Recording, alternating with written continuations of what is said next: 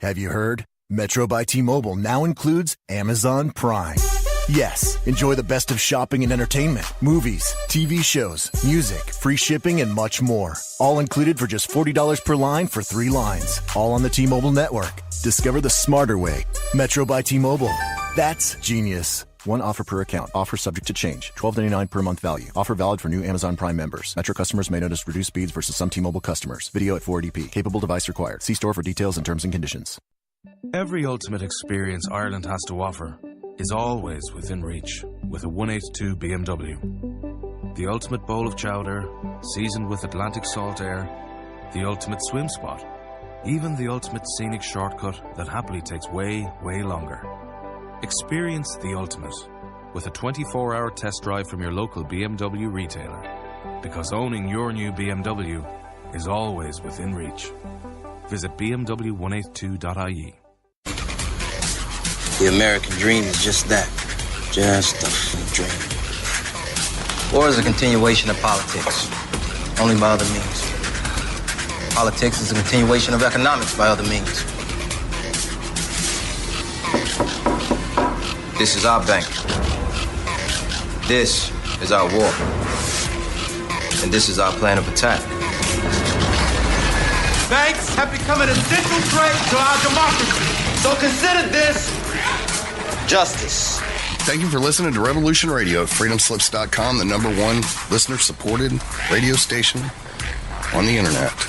Please help support this station so this battle can continue forward. Revolution Radio!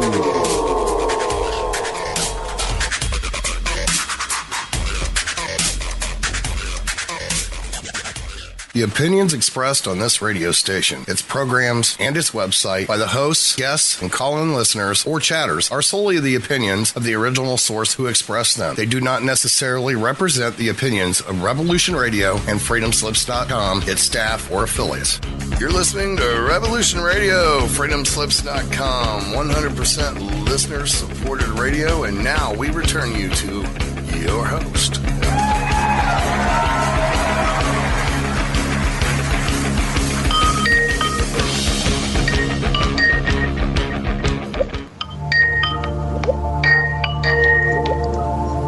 Welcome to Sacred Matrix, a divine paradigm of love and universal consciousness, with your host, Janet Kira Lessin and Dr. Sasha Lessin. Together, we transform the world.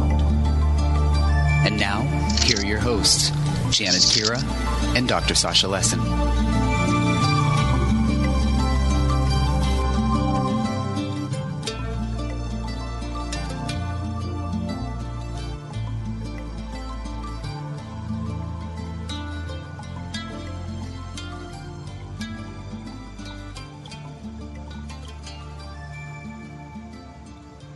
Aloha, everyone, and welcome to the Sacred Matrix on Revolution Radio at revolution.radio. Hello, hold on one moment, Andrew, while I do the intro. And I'm your host, Janet Kira Lessin, and I'm here today with my beloved co-host, Dr. Sasha Alex Lessin. Our producer is Thomas Becker, and our very special guest today is Andrew D. Basiago. And we are going to talk about Andy's involvement in the secret government's time travel and teleportation program and the evidence that he gathered over all this time to corroborate his time travel. So, Dr. Lessin, what would you like to say before we bring on Andrew? Hello? Are you off of mute? There you go. Yes, I'm off of mute, Janet. Hello? Yes. Go ahead. Speak into the mic as close as possible.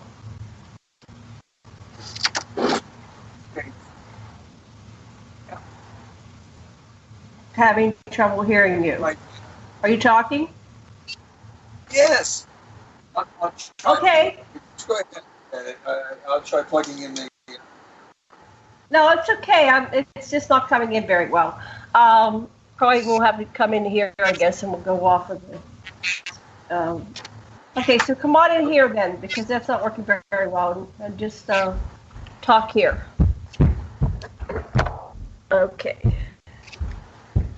Hold on one second. We're going to talk over here. Okay, go ahead and speak. Okay, what in the course of doing his own research, Andy has discovered some really important things about research and about evidence and about how we structure our, we're so limited in what is evidence, and we count things that are based on mistakes as though they're truths because they happen to be part of the popular notion. And Andy has got to, by his own research, which is fascinating in and of itself, something that is really critical to our entire system of justice. And so we've got some questions here. Okay, 1 second. I want to just ask him as we're going through, but I can't. I'm so far, but yeah. Okay. Anyway, Andrew, we're going to ask you questions during the course of this show. I wanted to see first if we can be heard. Ahmad, Thomas, can you hear us? I can hear you, Janet. I can hear you, Janet. I can hear Sasha. Y'all are fine except Sasha's computer there. Now I can hear myself through it. Okay, I'm going to make sure that's turned off. You keep talking. Okay. Start talking to Andy. Okay, so when you research... And that's one word. Okay. Can you hear me? Janet's going to leave the room, and soon we'll be able to converse.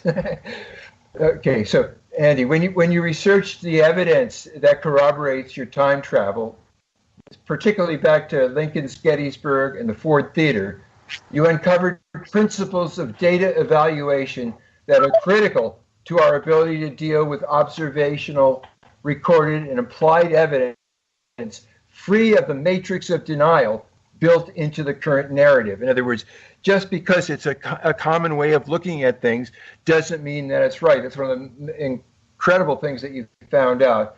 And so we're going to start by looking at what you remembered, how you dealt with witnesses, and all kinds of things like that. So let's hear what you had to deal with, first of all, from your memories of things, then from what it's like when you were a child remembering, and what it's like as an adult person reflecting on the child's experiences, because that's a very fascinating thing that we want to see. And then how all these different things, the photographs and things, all fit together into make a larger, undeniably integrated system that does not fragment. It's all supportive, and it could not be by chance. That's what I got out of our discussion. Right. Anyway.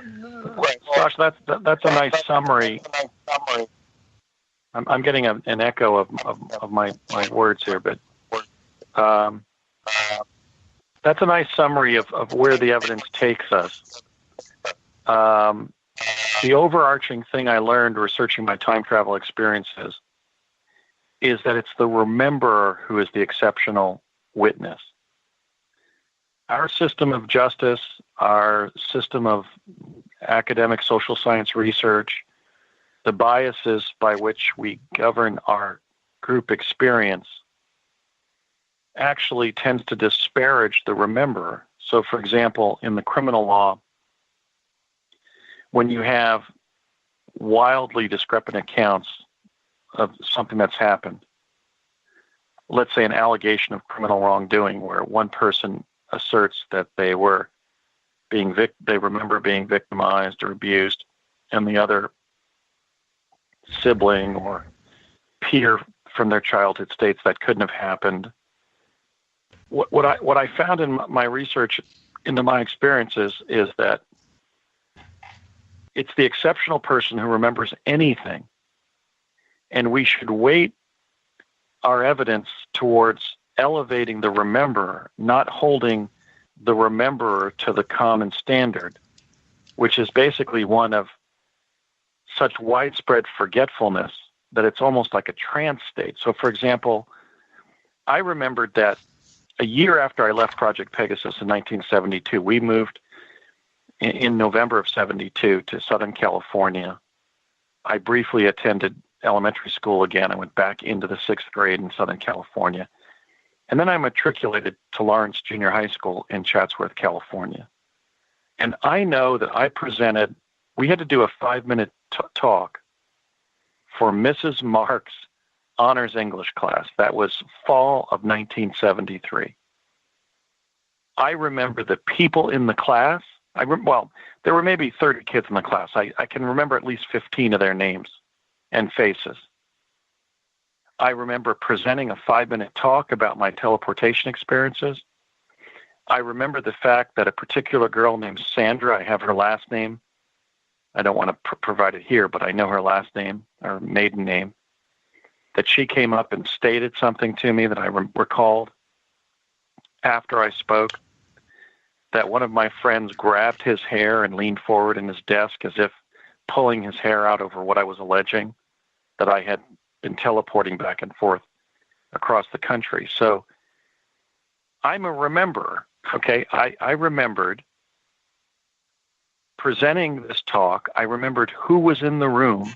I remembered the name of the teacher, whose class it was, and when it was. And I was able to find 4 of those 15 or 20 kids who I had the identity of. They were a businesswoman, a labor lawyer, a geology professor at a major university, a tenured faculty at a major university, and a very successful comedy writer as adults. So I was able to find 2 of them were friends, 2 were not. But because of the internet, I was able to find 4 of them and question them. Do you remember that I presented about my teleportation experiences in our 7th grade honors English class? And they did not remember. And quite frankly, I wouldn't have remembered. I don't remember what they presented on. I remember what the comedy writer did, which was he did kind of a comedy spot. He did a kind of a comedy gag. But I was able to recover the fact that my claims of having been time traveling and teleporting are not of recent fabrication, because I had been discussing them. I had discussed them in public a year after they happened, 44 years ago. And yet in the area of criminal wrongdoing, in the area of paranormal experience, we tend to prejudice the case against the rememberer, when in fact I think we should elevate the rememberer and recognize for the most part, most people don't remember anything. It's really frightening. And in a sense, what I learned is that our group experience itself is challenged by the widespread forgetfulness of the general population. It's alarming how many people forget. Let me see if I get it. The courts are prejudiced against the witness that seems to be too far out, and they take the more conventional, less criminal version of things rather than the more criminal version. I'm saying that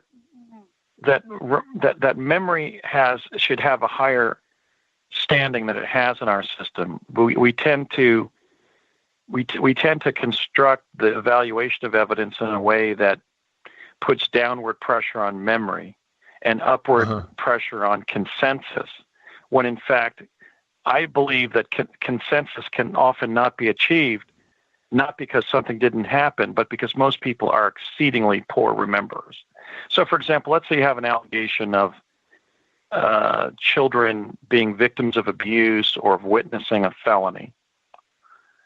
The whole false memory foundation spinning of claims of government mind control, claims of sexual abuse in childhood, claims of people witnessing felonies, of neighbors and so forth, tends to discredit the rememberer, when in fact I think that it's the rare person who remembers anything, and so we should elevate memory and say, well, if this person remembers this, let's really respect that fact and go and take our analysis from that point and move forward.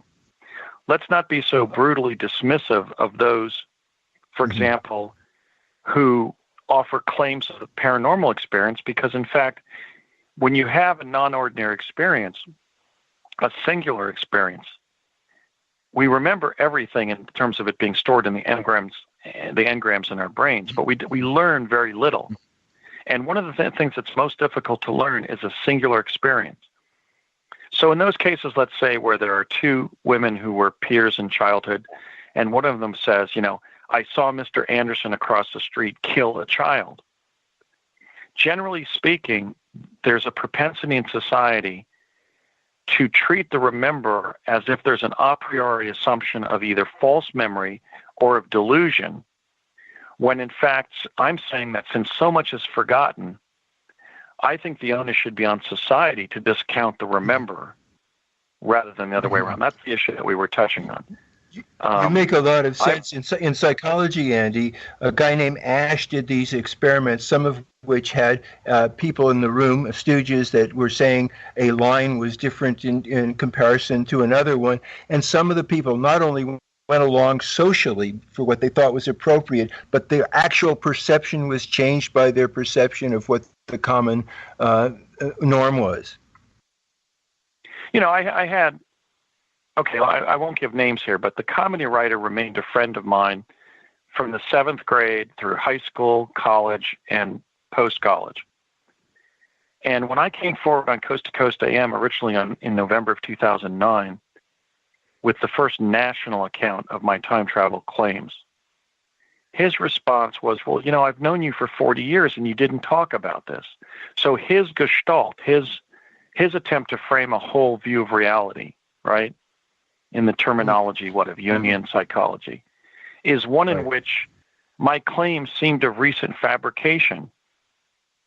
And hence, why wouldn't I have told him that I had time traveled during the course of a 40-year friendship? But in fact, a year after I stopped teleporting across the country, I presented an account to our honors English class at our junior high school, and I remember how he responded in the classroom. So that's another object lesson in what I'm talking about. I'm sure that friend, who remains a friend, I mean, we didn't break off our friendship as a result of him having a propensity to not believe me. But his position was, well, in 40 years ago, you would have talked about it. In 40 years, you would have talked about this. The fact is, I did. He was in the room. I spoke publicly about my experiences 44 years ago in a class where I know exactly where he was sitting in the room. And that's kind of the phenomenon I'm talking about. People frame their gestalt of reality based on an a priori assumption that if they don't remember something or evidence seemingly hasn't been provided, that they must be right. When in fact, because the prevailing standard is really one in which almost nobody is a rememberer at all, is what I found in my research. Yeah. That his approach to my information should have been, well, I've known Andy for over 40 years. We became friends in the 7th grade. I don't remember him talking about this, but maybe he didn't want to. Maybe he was uncomfortable talking about it. Maybe it was a repressed experience. Maybe he tried to talk about it and it was laughed off. The reality is I had talked about it in a formal way to a class in which he was in attendance. And I could go to that classroom today and with him and say, you sat right here. I presented from this side of the room and you were sitting right there. And when I talked about time traveling, you were acting like it was driving you crazy and you were pulling on your hair and doing all these sight gags as, the future comedian that you became. So that's a more clear picture of reality, is one in which an old friend of mine could say, I tend not to believe what Andy's saying now because he never talked about it. But in fact, I did talk about it. I talked about it in public. I talked about it in a talk that I had to give one of our classes. And I gave that talk, and there was very little response. But I was able to find him, and because he's a friend, and I was able to find the girl Sandra. Actually, Sandra came. She was sitting at the back of the row that I was sitting in the front of that row, and she came forward and she walked past my desk and said, "Oh, secret agent man, huh? Time traveling for the government." And then walked back to her seat. So I remembered, what she had said in response to my talk. Now, her answer was more interesting. She said, I do remember that you got up and talked about something very unusual. And that sounds like something I would have done. But I don't remember specifically that it involved teleportation and time travel. But I do remember that it kind of shocked the class, and the teacher kind of uncomfortably went on to the next kid. I, of course, was alphabetically at the top of the list. I was frequently presenting first in class or second because my initials are AB. So, and I also like to go first just to get stuff done. To this day, I don't like waiting before going on publicly. So I would often just volunteer to go first in school. But I remember that I went first and that the teacher's response was sort of a shocked non-response. No questions were asked by any of the kids, by the teacher, and she quickly went on to the next kid. Okay, who might maybe talked about, going to Yosemite that summer or something. I don't know. But I'm just saying that we frame our view of reality based on an a priori assumption that we have good memories and that we would have remembered if somebody had ever mentioned something. But in fact, the prevailing standard is one in which most people remember almost nothing of any value. I mean, we have institutions, high schools, colleges, universities, graduate schools, to promote learning. Learning is just memories that you can tap. We remember everything as a matter of the storage of that information in our engrams. It's learning that allows us to create the channel pathways to reach those engrams and access that experience. But Walter Penfield, the Canadian physician, found that if he stimulated portions of the brain with an electrode, the person experienced the original experience down to the aroma of, walking past somebody's kitchen window and smelling the aroma of what they were cooking in their kitchen. In other words, the whole experience came back. So everything's up there, but there's very little learning going on. And I think that should actually inform our understanding of the law of evidence in courts of law. It should inform our investigation of the paranormal, and it should inform our understanding of what reality is. Because the bottom line is some of the people with the most unusual stories are just the good rememberers. I mean, that's the bottom line is that if somebody is remembering something, since we know that all experienced phenomena in the brain have to have a stimulus, that in and of itself should have standing. Not that there should be an a priori assumption that the person should be believed, but there should be an a priori assumption that the person not be discounted. I call that objectified open-mindedness. That we should make open-mindedness an intentional practice because the common standard is so low. Most people don't learn very much. You can literally hold a meeting and isolate a social interaction with somebody and give them extremely specific information. And 1, 2, 5, 10, 15, 20, 25, 50 years later, they're not going to remember it. That's what I learned in my research. Because I have a superb memory and I was able to go. I went all the way back to kindergarten. And I found people I had gone to kindergarten with. I brought that all the way forward into law school and graduate school. And I realized we have an understanding of what normal is, of the things that are believable as to what's happened to our common culture. But there's very little learning going on. And so, in fact, I think there's strong support for what Daniel Goleman, the Harvard psychologist, called the social trance. It's almost as if the common social standard is one of trance rather than of sapience. Most people are not aware most of the time. Yeah. I can think of a recent example. Nobody is noticing that kids are not growing up the way we grew up. We grew up in the United States at a time when there were still fields and woodlands near our homes. Even kids in cities sometimes had open fields near where they lived, and abandoned fields, for example. So children today are growing up in no contact with nature.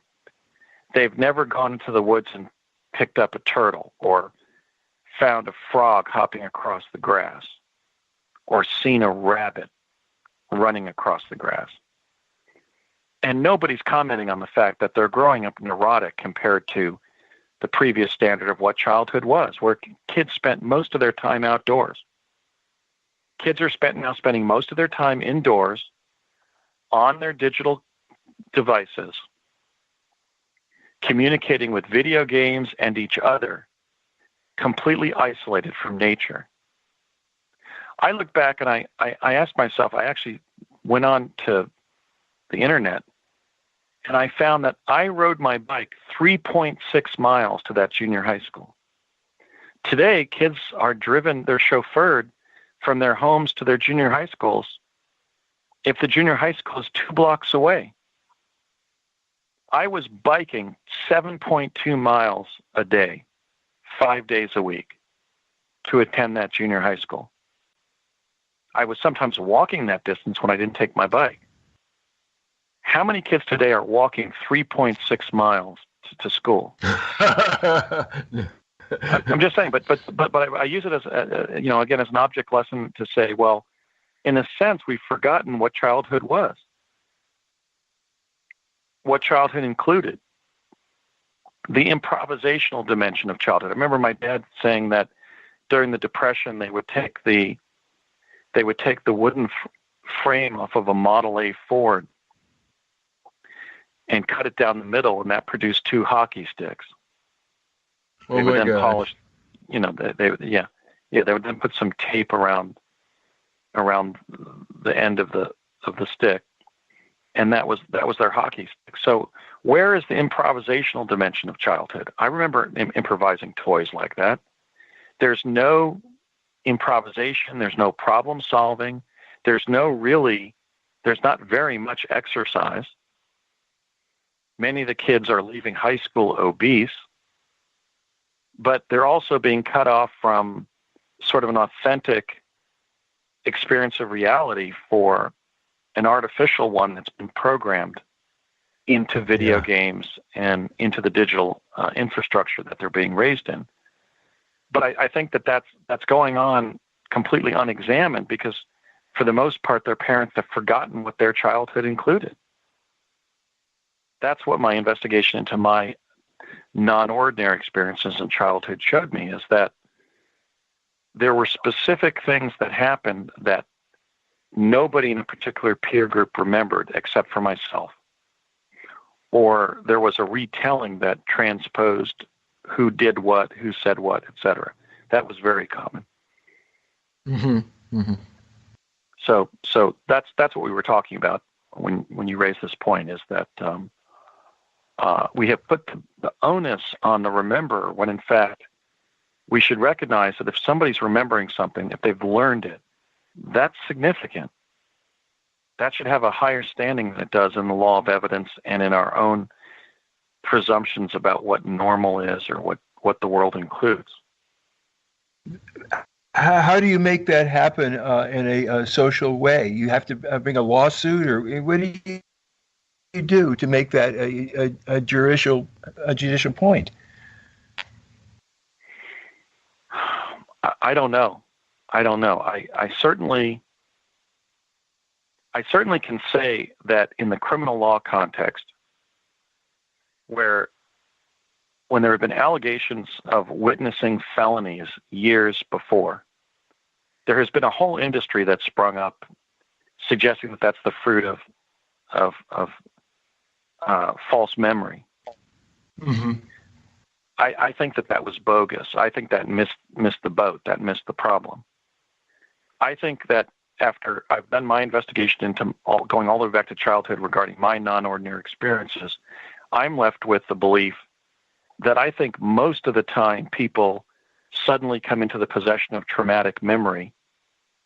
They're describing things that have actually really happened. In other words, I think the bias should be on behalf of the remember rather than against them. That's what I was left with as a lawyer who practices criminal law sometimes. I don't exclusively practice criminal law, but I do practice criminal law. I'm left with the strong presumption that the person who remembers witnessing something unusual or something criminal, something felonious years before is usually able to provide that information because they are a rememberer. They're somebody who learned from their experience. Whereas most people who even would have been original witnesses have lost the memory of singular experiences. Wow. I can tell you as a psychotherapist, once you allow a person's dominant social personalities to stand aside and listen to their inner child in therapy, the child remembers why he or she developed the defensive forgetting, that it's not accidental, but it's a protection of the individual's integrity when they're a child, often. Right, and trauma actually tends to promote learning in some individuals. Yeah. That's sort of a corollary to this. So that where the presumption would be, well, the teller of the tale is deluded, they're mentally ill, they're bipolar. There's all this name-calling against the rememberers. I think that has to shift. We have to say, wait a minute, since most people are not remembering, the fact that the person has anything to share from so many years ago could in and of itself be significant. Mm-hmm. Not necessarily always true, but certainly not to be as easily derided as it is. Wow. Thank you. This is really great stuff, Andy. Yeah. I mean, it goes way beyond your stuff. It applies to everybody, to our whole system. Yeah. Right. So now we've started the broadcast with where we were going to end it. So maybe I can work backwards. And we were talking about the fact that I'm going to be giving a talk at Stargate to the Cosmos in Albuquerque, New Mexico, which you and Janet are organizing for late October of this year, called Proving Project Pegasus. There are still individuals who claim that I haven't proved my experiences. Well, he's made all these claims, but he hasn't proved them. That is not true, and that's part of the social trance we're living in. I have performed a 10-year proof of my experiences, complete with providing information in the public domain in real time that could not have been fabricated, that has later proved to be true. So I thought during this show we would go into some of those data points. Cool. With your permission. Yes, please do. I'm sorry if I jumped the gun and got to the conclusion, but that was the part that excited me. Right. It's kind of maybe good to underscore that's where it all leads, is to the fact that, I've been investigating my experiences since around the year 2000, so for almost 20 years. And I at this point, the kind of blanket incredulity that claims as far out as mine get, at this point, I think is entirely specious. Mm-hmm. It's entirely specious because there is no standard of group memory. So I think that when that person, when a particular person shares an unusual memory, a claim of wrongdoing, a claim of some kind of injustice having been waged, a claim of paranormal experience, wherever it has any gravity, certainly personal gravity for the claimant, my bias now is to really not necessarily believe the person ab initio, but at least listen, because I think that gravity has its own significance. So what did I do to prove my time travel claims? Well, the first thing I did is I went to the project principals. I had conversations with my father, who was a project principal. He was the chief technical consultant between Parsons and the CIA on teleportation, having repeated Tesla's teleportation experiments at the Edison labs in the 1950s and 60s. I went to Courtney Hunt of the CIA, who was time traveling in Project Pegasus. I called Dr. Harold Agnew in 2000, and he said, well, no, you're mixed up. I said, what do you mean? He goes, you're mixed up with the facts. And I said, how so? And he said, the teleportation project wasn't at LANL, namely the Los Alamos National Laboratories. It was at one of the other labs in New Mexico. So keep on digging. Now, in 10 years from that statement, the year 2000, by 2010, Dr. Agnew was telling Ralph Steiner, the science reporter for National Public Radio, that I was telling tall tales, because by then he realized I was making a case. I was actively investigating a classified project that I had been on that he had led.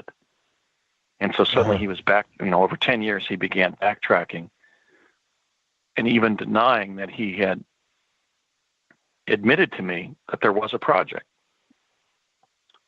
I called, well, and let me actually describe what happened with that information. So I called Agnew in 2000. He admitted that there was a teleportation project. 10 years later, he had migrated into a defensive position where he was telling Ralph Steiner, the science reporter for National Public Radio, that I was telling tall tales. Well, Ralph chose to believe Dr. Agnew. And that's a volitional decision that he made, and that a lot of people who work professionally in media make. They choose to believe and adhere to officialdom and repress and deny the independent claimant, when in fact our country was founded in the spirit of independence and of individual responsibility. So that's what happened. Andy, could it also be that they know that their job is on the line, and if they're sympathetic with something too far out, they're going to harm their careers? There is that too, Well, Ralph, at least originally, was talking about doing a piece about my experiences for NPR, and he spent about 100 hours on the phone with me. And then he was later targeted, and he assumed that it was because of interactions he had with astronaut Edgar Mitchell. But I'm also an American astronaut and chrononaut, and certainly anything I shared with Ralph was as controversial as what astronaut Edgar Mitchell shared with him. But again, he believes that Mitchell and I are different in kind, when in fact Mitchell was only somebody identified as an American astronaut by NASA. I was an American chrononaut and astronaut in my Mars experiences, but not officially identified. So even Ralph's understanding of what happened to him in terms of later targeting for the investigative reporting he was trying to do about some of these unconventional time, space, and space-related subjects was colored by an adherence to officialdom. He believed that he had been targeted because of his interactions with quote-unquote astronaut Edgar Mitchell, rather than quote-unquoted astronaut Andrew D. Basiago. You see, again, there are a set of social understandings in place that don't cohere with reality. That's what I discovered. Right. And there's no so everything that Agnew admitted ended up migrating into a much safer position 10 years later, when I had, the science reporter for NPR interested in my claims because they're true, and I wanted to see them reported on NPR. But he chose to believe Agnew's accusation against me that I was telling tall tales, rather than accept my evidence, rather than attribute any credibility to me as an individual, despite my reputation for truthfulness, the fact that I've been practicing law for over 20 years and never accused of falsehood or deception, the fact that I had to be psychiatrically evaluated by numerous state bar organizations to sit for state bar exams, etc. In other words, it doesn't matter what you bring as an individual when media always insists in reifying officialdom. And that's what happened in the one-off interaction I had with the science reporter for NPR. He chose to believe a libel against me by Agnew that was defensive and that was based on Agnew going back 10 years and trying to conceal what he had revealed to me, rather than just take my data and Agnew's and compare it. I also reached out to Joseph Conason, who was one of my dad's colleagues at Parsons. And when we talked about the teleportation devices, the chronovisors that were part of the technical infrastructure of the U.S. time-space arsenal that was developing during those years, and Joe Conason asked me what I was going to do with the information. I said I was going to write a book and try to get it made into a movie. And this is a direct quote from a retired Parsons engineer. He said, "A book, a movie, nobody on the outside knows about that stuff." Ooh. So here we had one of my dad's colleagues at Parsons acknowledging the cover-up.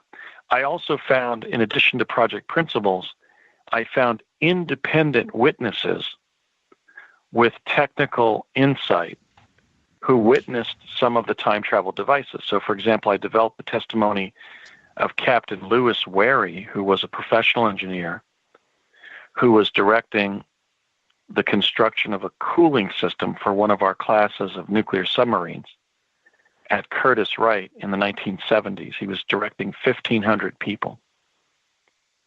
And he described, Captain Wary described how he went past a room in Curtiss-Wright during those years and saw what must have been the teleportation device and asked what it was, and he didn't get an answer. And then the next time he walked through that building and looked into the same room, it wasn't there. So here I had somebody with technical insight, somebody who was essentially a professional engineer in New Jersey and California, who was knowledgeable enough to be directing the construction of a major component of one of our nuclear submarine classes, who had seen the teleporter and could testify to having seen it. So initially I reached out to the mid-career professionals who were now elderly, who had been the project principals, and I developed witnesses. Now look, if you can develop witnesses to a criminal act being committed, those people can testify in any courtroom in this country because such testimony is considered direct evidence. Yeah. When witnesses testify as to what they did or what they saw, it's not hearsay. It's direct evidence. It's not even covered by the rule against hearsay and its exceptions. Okay, so when people glibly say, well, Andy's got interesting stories, it's fascinating to listen, but I don't believe him because he hasn't proved any of his claims. Wait a minute. I recovered valuable information from project principals and also eyewitnesses to the technologies. That was the first class of evidence that we talked about to verify my experiences. The second was, it's not generally known that I developed testimony from other teleportees.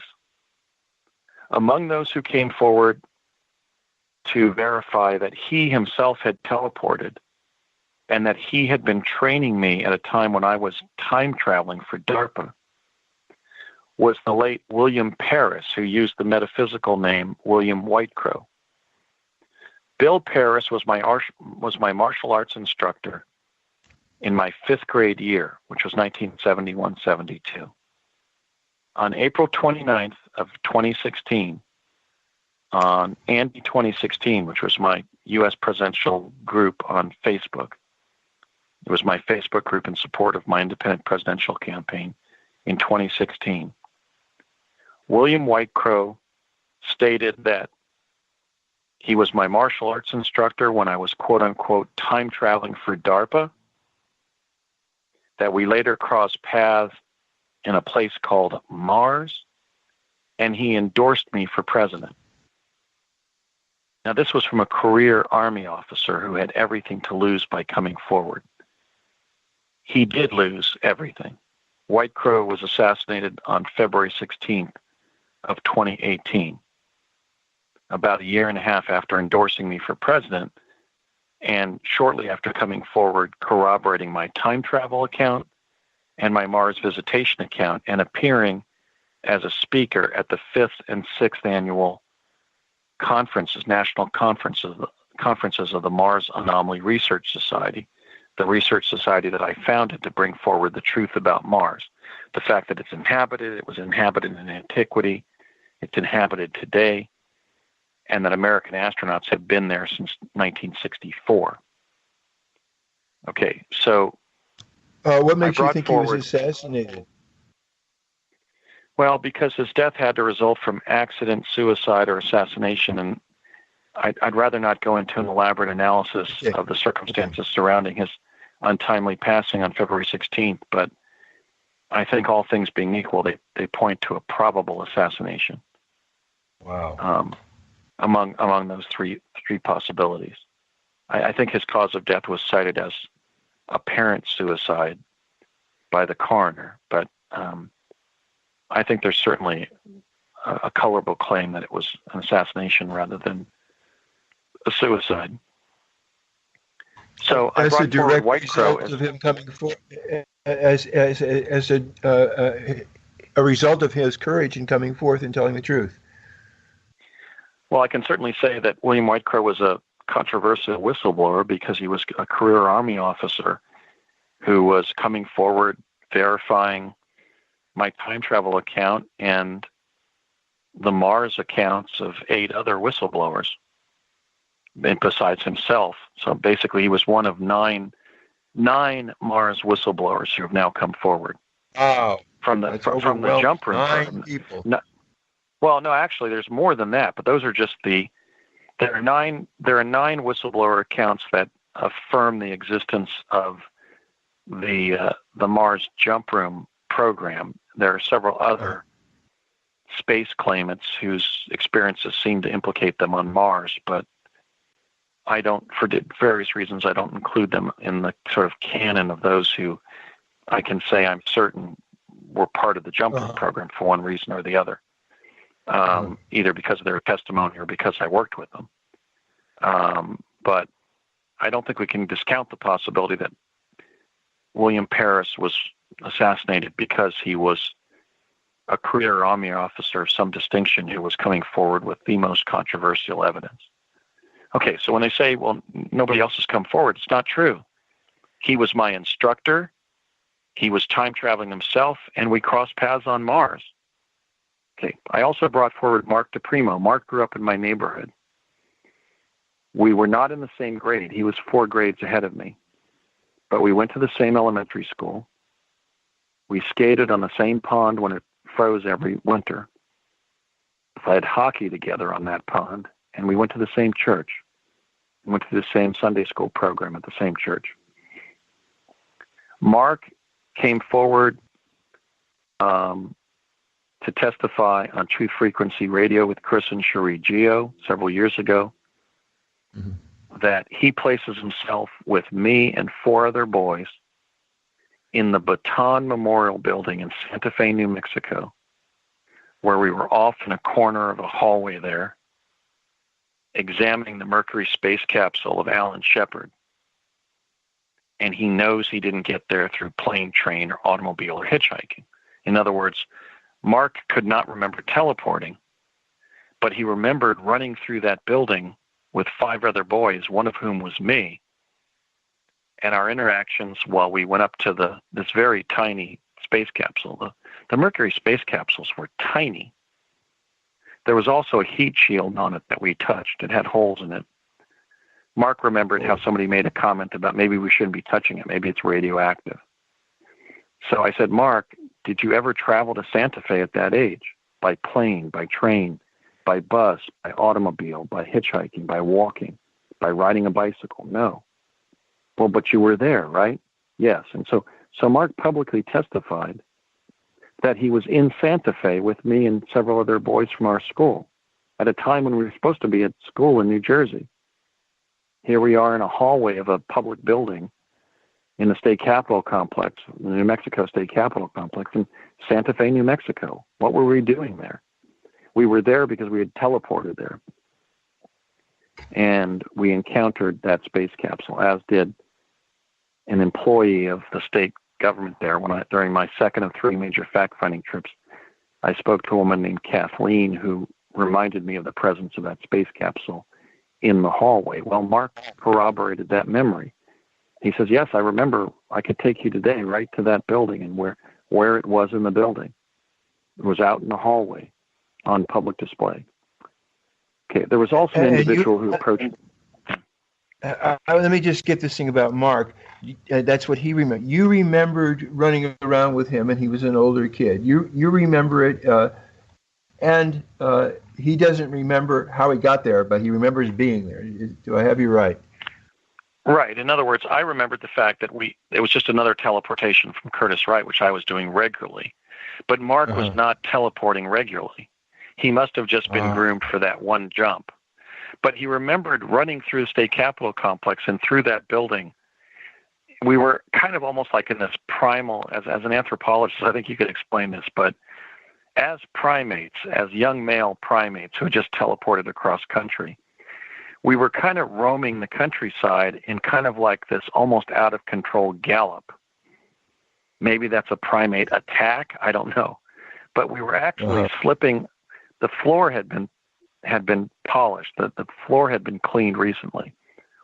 The marble floor of those hallways had been scrubbed recently. So we were actually slipping and sliding inside the building.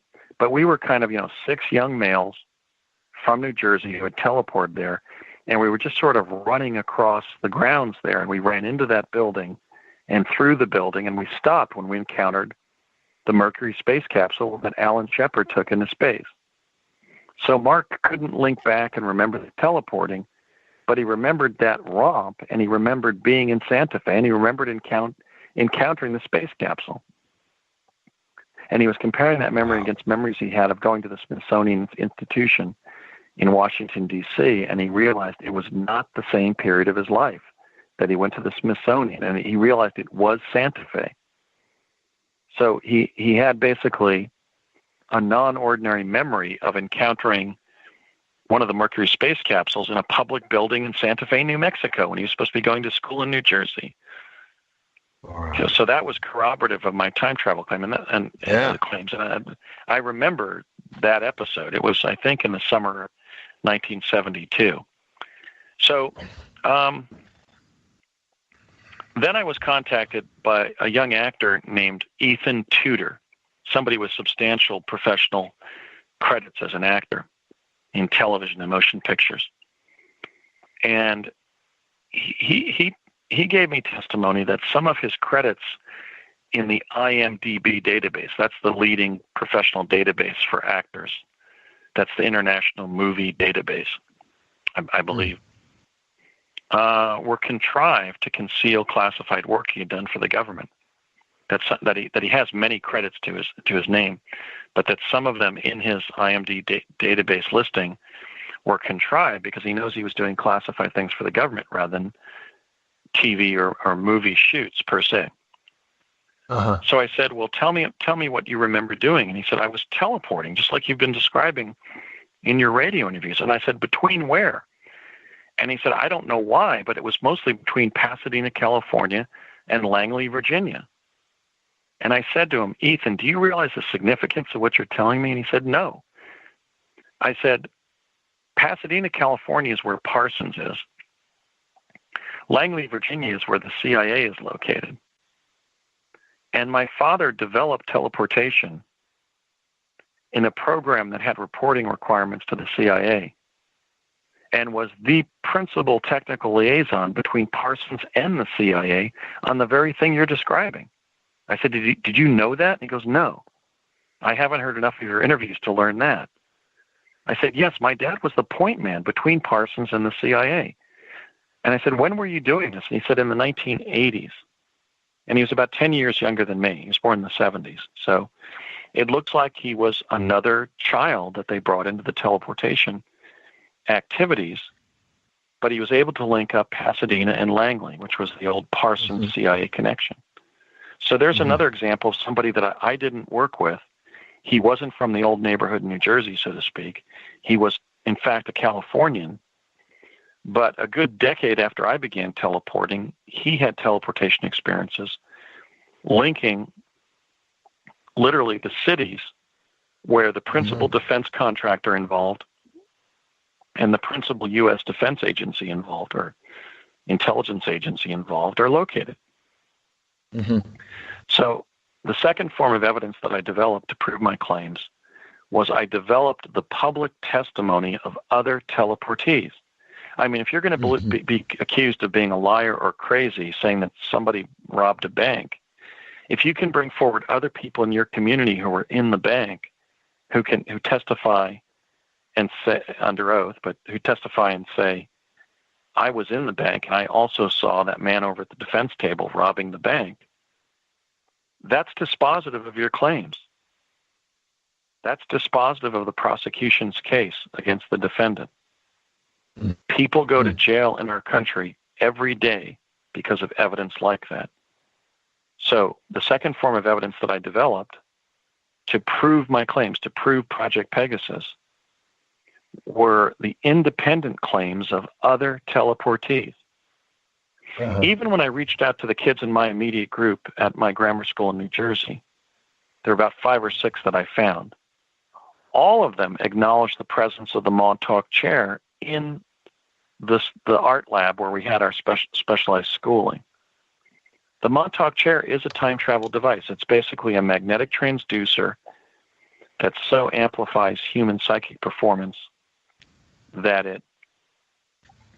it boosts the human mind forward in time, and you pre-experience a moment in your own subjective future. Okay, so when I found the immediate kids I was trained with in New Jersey, every one of them remembered the presence of a chair that we would sit in and visit our future. You hear that music? We gotta come back. I want to hear more about the Montauk chair. We have a 5-minute break now. We'll be back in 5.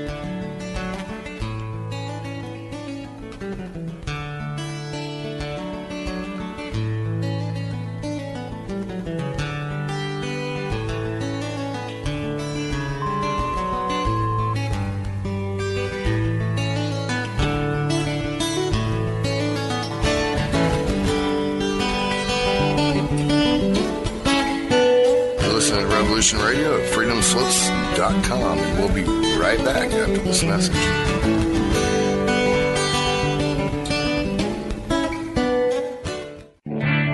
You need some more speed records in this day and age. You need coverage. Coverage? Oh, you mean them little root weevils that crawl around popping off cameras in your face?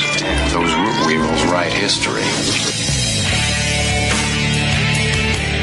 Many of you know that quote by Jack Nicholson in A Few Good Men. You can't handle the truth. Well, you can, and Event Horizons will give you those truths. So when you're mad as hell and not going to take it anymore from that memorable senior network, you'll know just what to do. We will draw you in and become your news addiction at Event Horizons. Join us Monday through Friday from 10 a.m. to noon Eastern Time at freedomslips.com.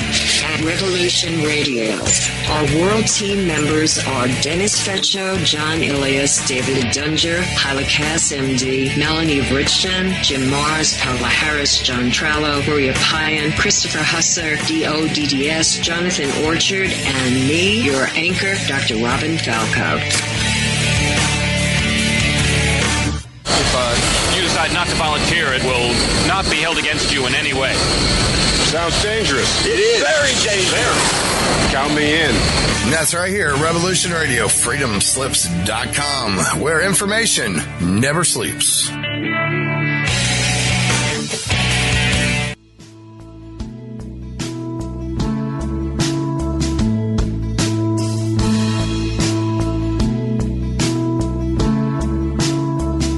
Is your data safe? Do you have the necessary information to assist you in confidently living through just about any survival situation? Is survival and gardening, off-grid living, medical knowledge, or even natural or man-made EMPs on your list of personal concerns? Do you have your documents and your personal information in a safe place in your hands where you know where it is? Well, check out our preloaded EMP-proof thumb drive. Over 3 gigs of survival documents and how-tos, plus the USDA offline food preservation website, and much, much more, including a surprise bonus we just can't tell you about here. With plenty of room left over to store your most important documents. Imagine if a megavirus or a computer failure took out your bank, or all the banks for that matter. Are your banking records safe in your hands? So when they get things fixed and repaired, you can say, hey, look, this is what I had. You have it. I want it back. Is your personal data safe? Family records, addresses, phone numbers? Well, squeeze on over to freedomslips.com. Yes, that's www.freedomslips.com. Click the banner on the homepage for the EMP-proof bullet drive to get the full scoop of everything that we offer. So, folks, keep your data safe for your peace of mind. Revolution Radio, freedomslips.com. You don't need to expect us. We're already here.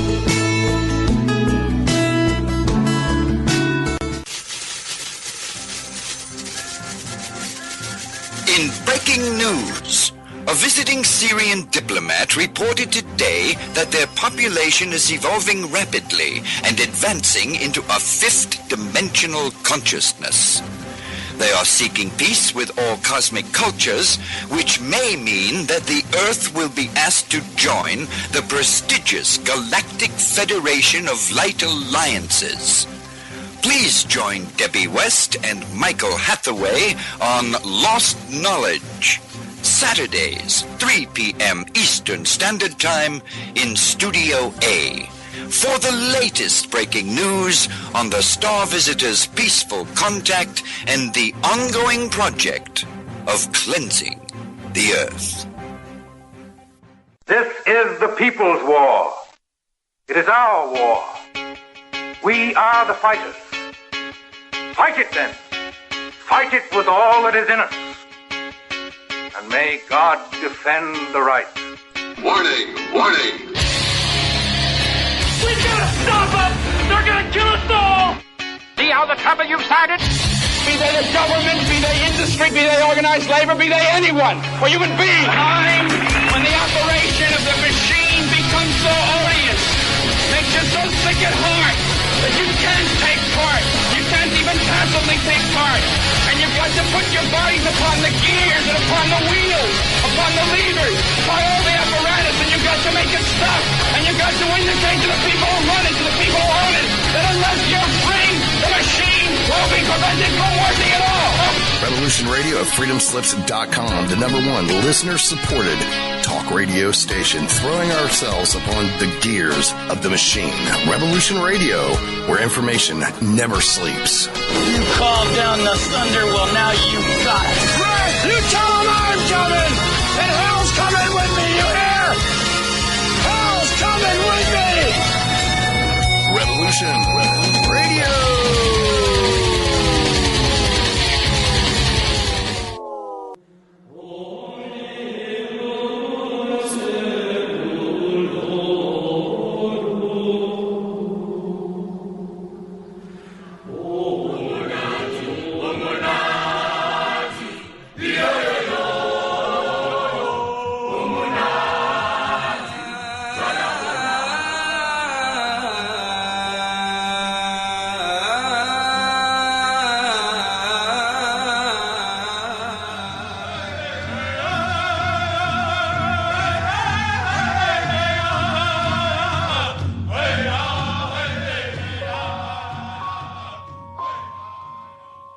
Join Revolution Radio every Wednesday, 8 p.m. Eastern Time on Studio B for Momentary Zen with host Zen Garcia at freedomslips.com, the People Station.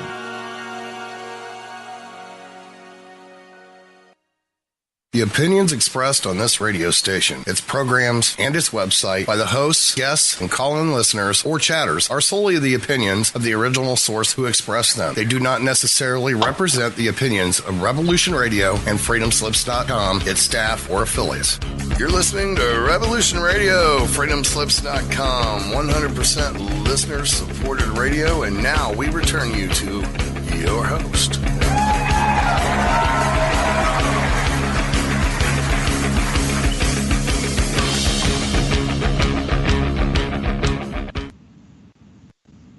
Aloha and welcome back to the Sacred Matrix on Revolution Radio at revolution.radio. And I am your host, Janet Care Lessin, with my co-host, Dr. Sasha Alex Lessin, and our producer, the incredible Thomas Becker.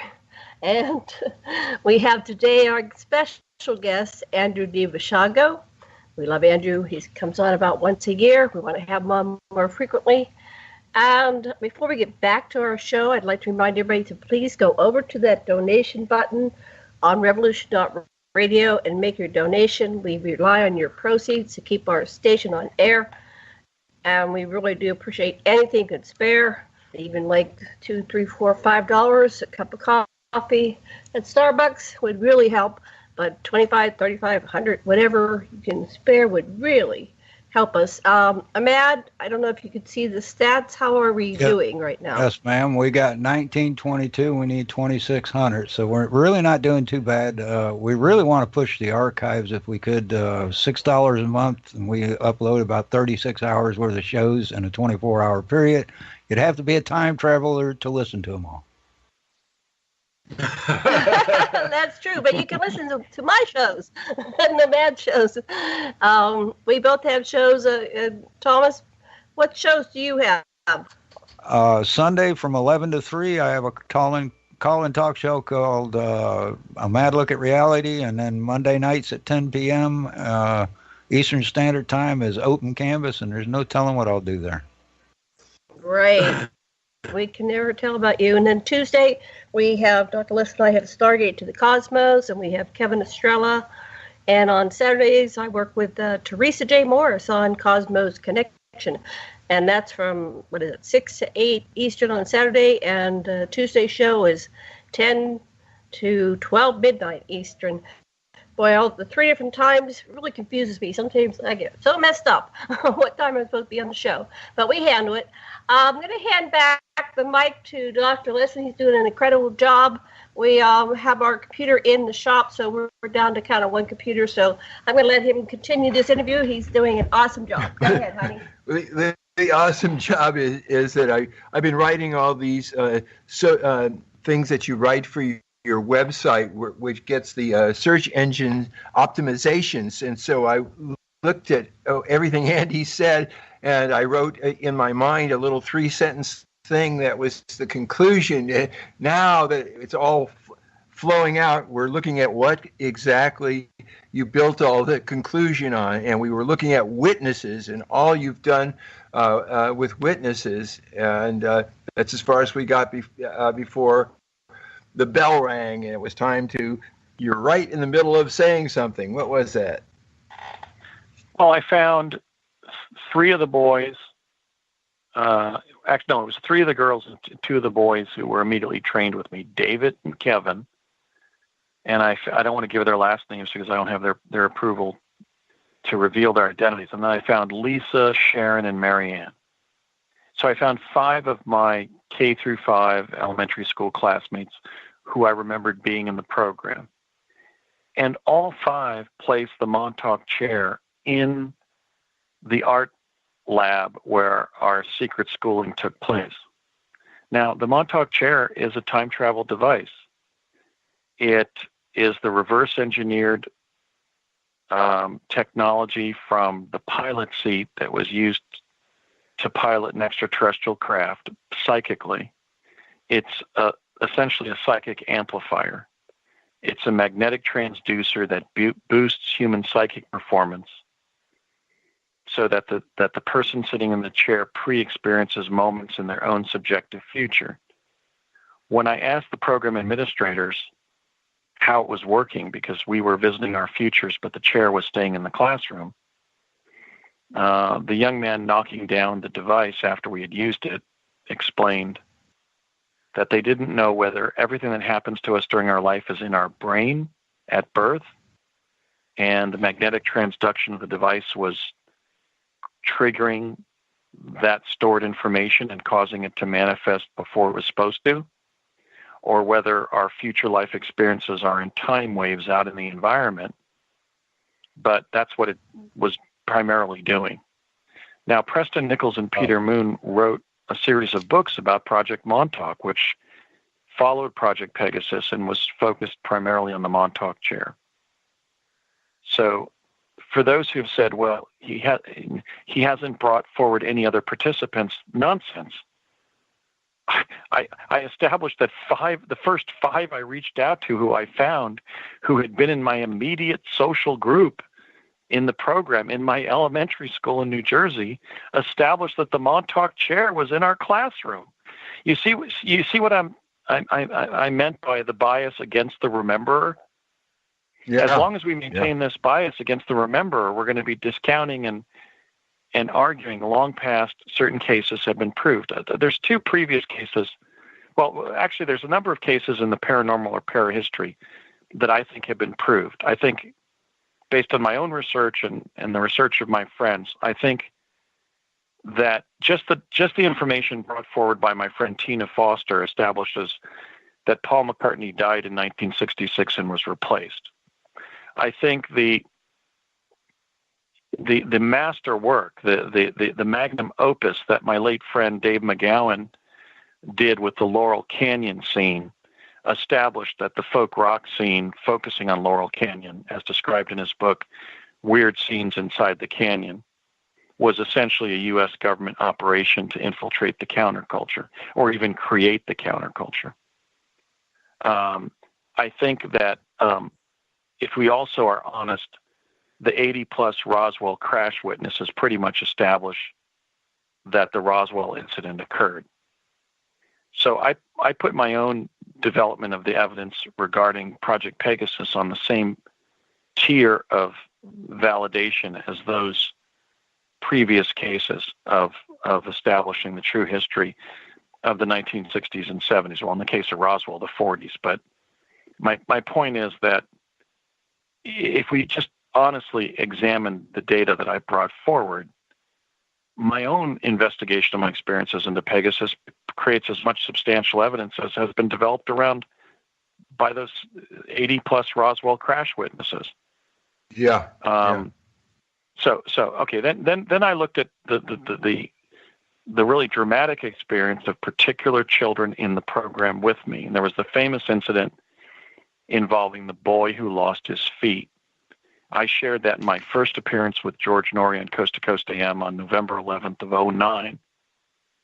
And it's been hanging out in the public domain since then. Well, we have identified who that boy is with enough specificity to endanger the validity of my claims by stating who it was.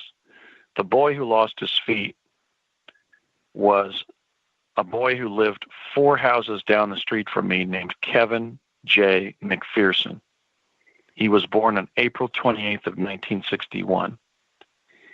Kevin attended kindergarten and first grade with myself and my contemporaries, and then was held back a grade. So a lot of his training for Pegasus was not with me because he was delayed a year.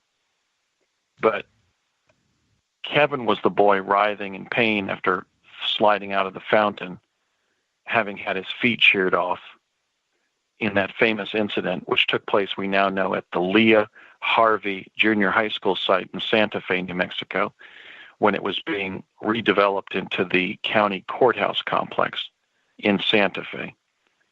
When I found Mark Primo, the older child I had gone to school and nonetheless gone to school and in church with and played afternoon hockey with in the winter and so forth, Mark remembered that Kevin had lost his feet.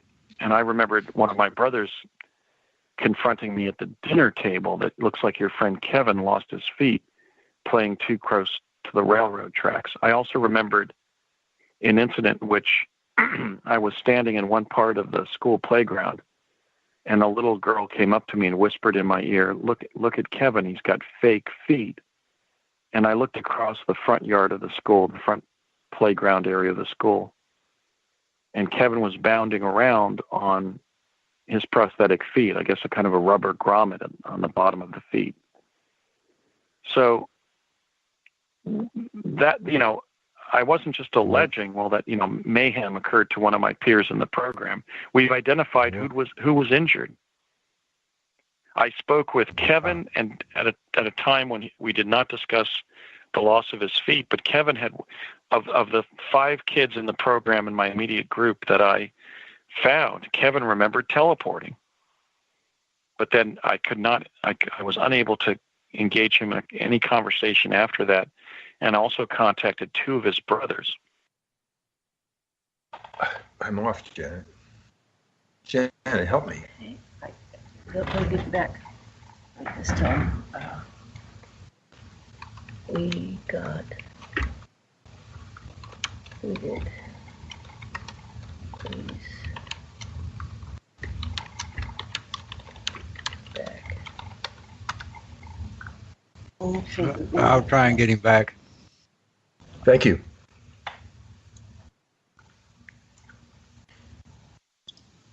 Oh, we lost Andy. Yeah. Keep talking, honey. Oh, okay. So I'm still on, but Andy isn't. Is that what happened? No, he's back. I'm back. Okay, we're all back. Okay, right. So for those who say, I wasn't developing the evidence that I developed publicly, in fact, kind of like, oh well, he made these claims, like this dramatic claim of the boy losing his feet, but then didn't follow up. I did follow up. We've identified who the boy was. Now, when Kevin comes forward, hopefully we can secure his cooperation in revealing that he has prosthetic feet, if in fact it's the Kevin that was in the program.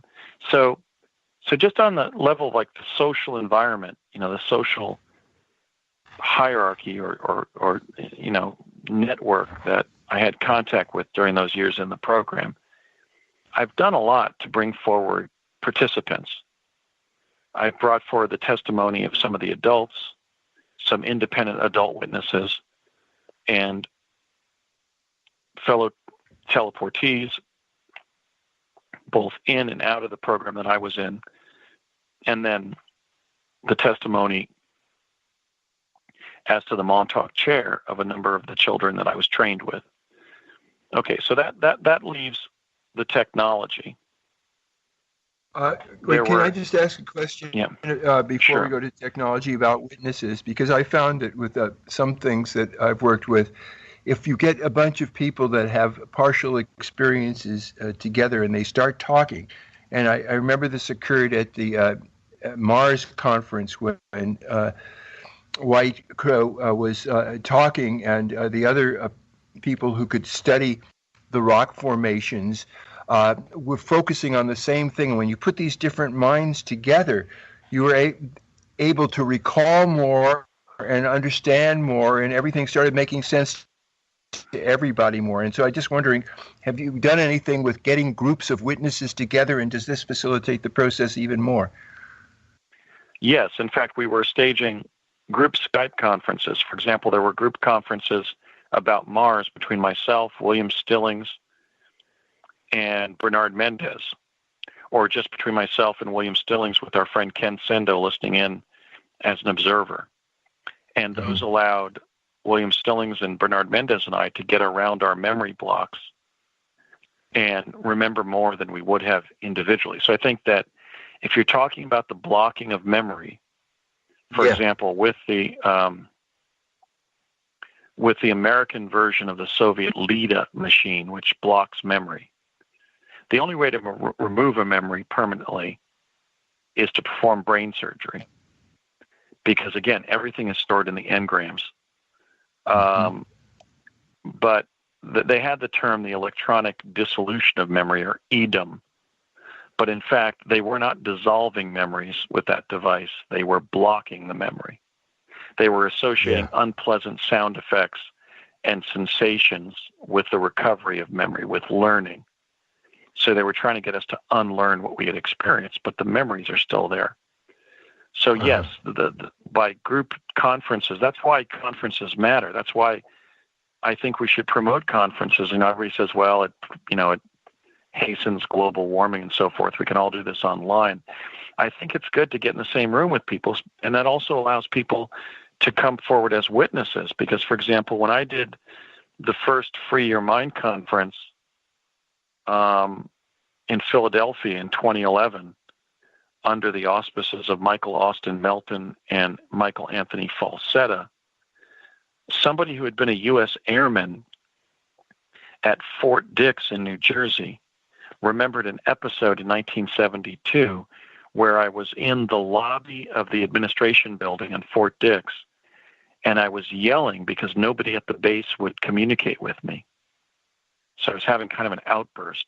I kind of reached the end of my toleration of periods of where we would be ostracized socially in some strange way because we were in the program. And this individual approached me and said, I saw you in the hallway at Fort Dix yelling, why won't anybody talk to me?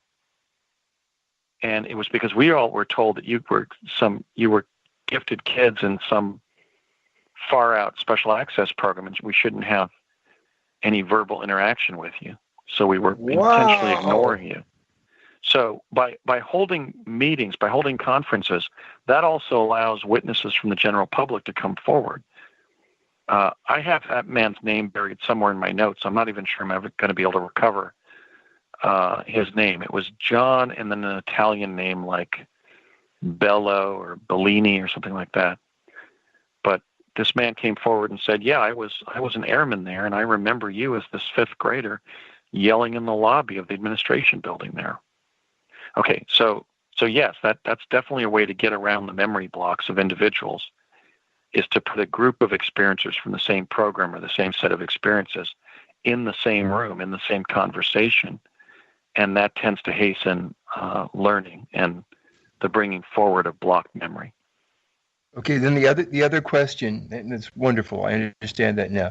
The other question I have is about the adult you who could go back in the memories of the child you and notice things that you didn't understand or only partially understood, or as an adult looking back on the experiences, is that an expansion, or did you already have the whole thing exactly as you had it as a child? It was clearly an expansion because, for example, my dad had an old flame in New Mexico named Connie Chavez.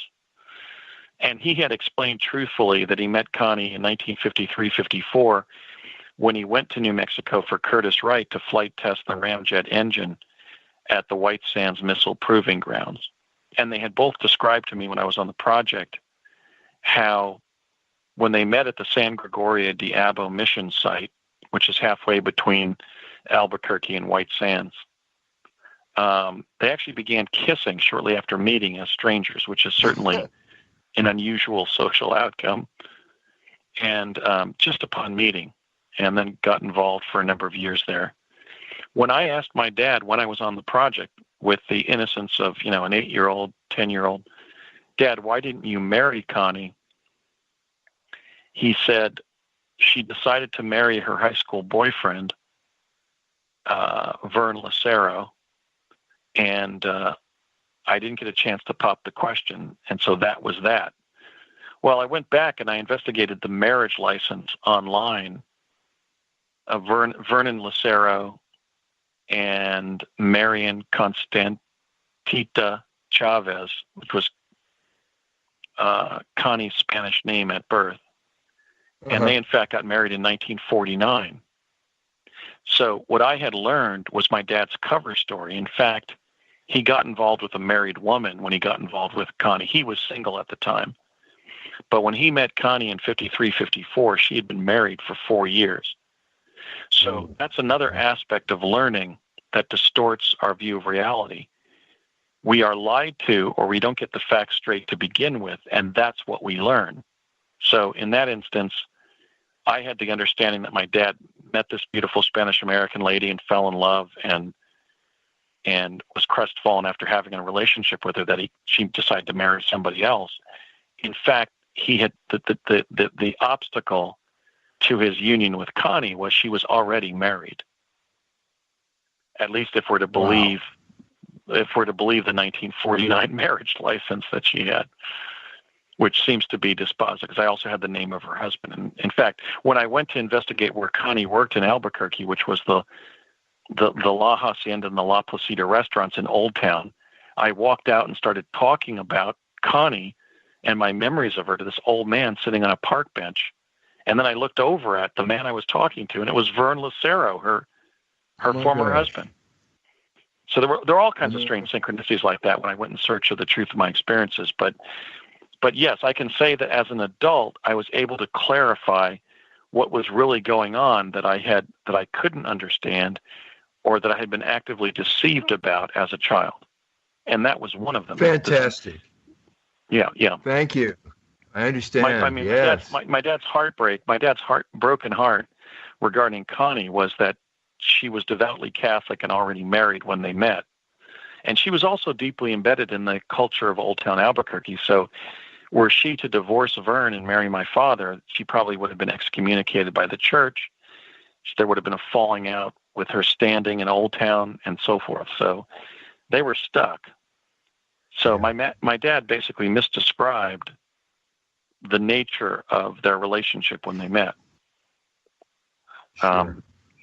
So, I mean, they're all deceased now, so I think I can talk about that with openly. Sure. And just show that my understanding had been created by what I was told, but it didn't really correspond exactly to reality at the time. Great. Right. Okay, that's great for witnesses. Okay, and so on to the next one. What other type of evidence? You want to do the documents or the photos, or what would you like to do next? I'd like to go into proofs involving the technologies that I could not have faked. Technology. Okay. There were two technical facts that I brought forward in my testimony. The first was I described when talking about the chronovisors. Now, a chronovisor is an electro-optical device that creates a hologram that's so dense that it has a lensing effect by which a past or future event is brought into the laboratory. So if inside the laboratory you stand outside the hologram, you can use it as a looking glass technology. You can look into it and see, for example, a past event occurring or a future event occurring. But what they found is when the hologram was brought in around the time traveler, in other words, when a child stood on the stage of the device and it was tuned in around us, we subjectively experienced going to that past location or future location. And I stated truthfully that when I asked my father, how are you generating these holograms by which we're traveling to the past? Because that's initially what we were doing. For example, in summer of 1971, I was in New Mexico, and I was being sent to Ford's Theater repeatedly to see who shot Abraham Lincoln. I was sent 7 or 8 times, I think. And my dad responded, we're putting an EM signal. We're driving an electromagnetic charge through an 8-sided bismuth crystal. Now, that's just a technical fact I put out there in the course of my narrative, and I didn't really elaborate very much. There's nothing more that I knew. I was just sharing the information my father gave about how they were generating the hologram. Well, somebody wrote me I was just getting that word bismuth crystal. Right, it was an 8-sided bismuth crystal, element 83. So I received an email from, or actually it was a Facebook posting, from a British researcher named Wynne Keach. And he said, Andy, you're not going to believe this, but I found a 1967 patent. 1967 was right before you said your experiences began, because you described how you first teleported to New Mexico with your late father in winter of 1968, the beginning of 1968. And I said, indeed, 1967 was the year that my dad first took me to some of the project locations, for example, in the summer after kindergarten, kind of on acclimation trips to some of the project locations in New Jersey. So it's perfect timing. He said, well, look at this 1967 patent I found by Asaki, the famous Japanese-born solid-state physicist at IBM. It references an 8-sided bismuth crystal. And I said, well, that's interesting. And he said, but this is even more interesting. Look at whose patent he cites as the first work in the prior works section of the patent. your father's 1962 patent with Neil Williams involving bismuth crystals. They had created a way to create a Hall plate effect to basically put an electromagnetic signal through a piece of metal in a way where there would be no white noise, no Johnson noise, no signal to ground noise. Mm-hmm. And had used bismuth crystals in that application. So in relating what my father had stated about how they developed the hologram, I was able to link it to 2 U.S. patents as granted. Now, I guess it's conceivable that I could have backsolved from that information, but I don't claim such cleverness. I mean, because this person gave me Asaki's patent. I didn't have the resources to do a patent search. I had recovered a copy of my father's 1962 patent involving bismuth crystals, but not 8-sided bismuth crystals. And I hadn't performed a patent search when Win Keach wrote me and said, well, I mean, this is, for the most part, corroborative documentary evidence, because here's the later researcher citing your dad's work with bismuth crystals and creating another kind of technical application with an 8-sided bismuth crystal. That's right in the ballpark of what you were talking about. And I said, indeed, I agree. Another claim of that nature, of a technical nature, is I had described how my father and Dr. Sterling Colgate of the New Mexico Institute of Science and Technology had sent me in spring of 1972 from a time lab in East Hanover, New Jersey, where the Menem Corporation is, which used to be called Colgate-Palmolive, which Sterling Colgate was descended from that family, the Colgate family, the family that funded Colgate University, for example. And I had described how Sterling had developed a time travel technology called plasma confinement. Well, in my second of 3 major fact-finding trips in September of 2004, I went to New Mexico. I met with Joy Thompson, the research librarian for the New Mexico Institute of Science and Technology, also known as New Mexico Tech, where Sterling Colgate had been president and dean of physics. And I asked Joy Thompson for the Sterling Colgate clip file.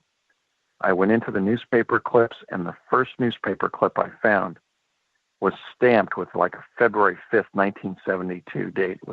It was a 1972 newspaper clipping announcing that Dr. Sterling Colgate, dean of physics and president of New Mexico Tech, was going to be giving a public lecture on his advances in plasma confinement.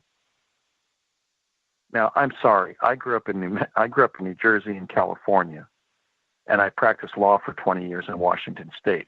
I have never studied physics, except for whatever specialized schooling I received in Pegasus. I've never completed a course of high school or college physics. Okay? Mm-hmm. I would have had to have known about the obscure technical work of this obscure physicist in New Mexico to have somehow fabricated that connection. And I didn't. I found proof of my claims in his clip file at his university. That's documentary evidence that can't be faked. That's a hypothesis test. That's a valid test of a hypothesis, yes. Right? According to prevailing scientific standards, I framed a hypothesis and I tested reality, and reality generated confirming data that there was such a scientist. He was affiliated with the same university that I mentioned, and he developed the same technical process that I had previously credited him with in the time travel context. Now, here's the difficulty with the inadequate way that we're evaluating non-ordinary claims. The $64,000 question is, was the plasma confinement that Sterling Colgate was researching in New Mexico and lecturing about that night the same plasma confinement that I remembered him using to send me to Gettysburg Because let me explore one possibility that we are in our unwillingness to implement objectified open-mindedness. This is really one of my major concerns about our country and our planetary civilization that has really been raised by my investigation. The really responsible thing would have been what I tried to arrange. I actually traveled in 2008 to meet with Sterling Colgate, among other research tasks, on that third of the 3 major fact-finding trips to New Mexico. And I was sitting at his kitchen table in Los Alamos, and he would not come home to meet with me. His very nice wife had let me in. I'm sitting at the kitchen table. She had served me some coffee and some cookies, and I'm sitting there at his kitchen table waiting for Sterling to come home and talk to me about his work in plasma confinement. Because the responsible way of approaching the subject would have been, Sterling, I remember you sending me to Gettysburg in 1863 from 1972 via an emergent time travel technology called plasma confinement. I've now found evidence of your work in plasma confinement in your library, indeed in your clip file in your library, the library of your university. Okay. What really needed to then be investigated was the plasma confinement that Sterling Colgate was doing at that time, did that have some spooky action at a distance that led to my time travel experiences? Or alternatively, the memories of my time travel experiences. In other words, what was never explored between me and Sterling Colgate because of government secrecy and scientific hubris and a cultural pattern of denying the claims of the rememberer. And that goes to our discussion at the outset of the interview. I went and I was sitting at Sterling's table and I was trying to say, do you realize that if you can say here to me that you never worked on time travel, something you were doing in plasma confinement at that time was creating conditions in my childhood where you were sending me to Gettysburg via plasma confinement? Do you realize the implications of that? Now, we know that writing something down tends to create a greater possibility that it will occur. The famous case, of course, is where Jim Carrey, the comedian, wrote a $2 million check to himself when he was an unknown, and then I think he was paid $20 million for his second movie. But there are some people who practice a form of magic based on an attempt to ordain things by writing them down or creating symbols or numbers or sigils related to the desired magical outcome. Okay. What I'm saying is the investigation of my paranormal experiences, the paranormal experiences that I know I experienced, the non-ordinary, I should say, could have been created by experiments in quantum physics that were then underway in some of our most sophisticated nuclear labs, the Los Alamos National Labs, Sandia, the New Mexico Institute of Science and Technology, and some of the kind of smaller engineering companies that my father worked for, the Edison Labs, Curtiss-Wright Aeronautical Company, etc. And I went back as an American citizen and I said, look, I met you in the late 60s and early 70s. In fact, in 1972, from this building that's still there in East Hanover, New Jersey, you sent me to Gettysburg in 1863 to see Lincoln give the Gettysburg Address via a methodology that you had pioneered called plasma confinement. I want to now compare notes with you and find out whether the work that you were then doing in plasma confinement was what it was. What was it? And did it relate to time travel? If it didn't relate to time travel, we have to examine the question, which is even really more onerous, that whatever you were doing in plasma confinement was creating conditions in East Hanover, New Jersey, where I was having the experience of being sent to Gettysburg by you via plasma confinement.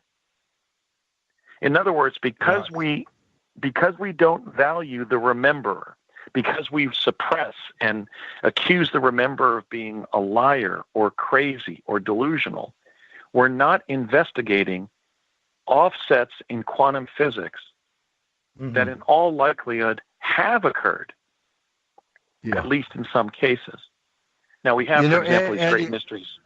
Yeah. Let me just go back to this fellow, because Stanton Frieden actually showed us the contract that people that sign certain information access documents. It says, you must deny that such a program exists. You must lie. If you don't lie, we can do all kinds of terrible things, like take away your pension.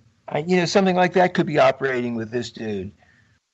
Well, that is true. We know about JANEP 146E, which when you're doing military work, that provides for 10 years of imprisonment in Leavenworth military prison, a $10,000 fine, a loss of all of your pension.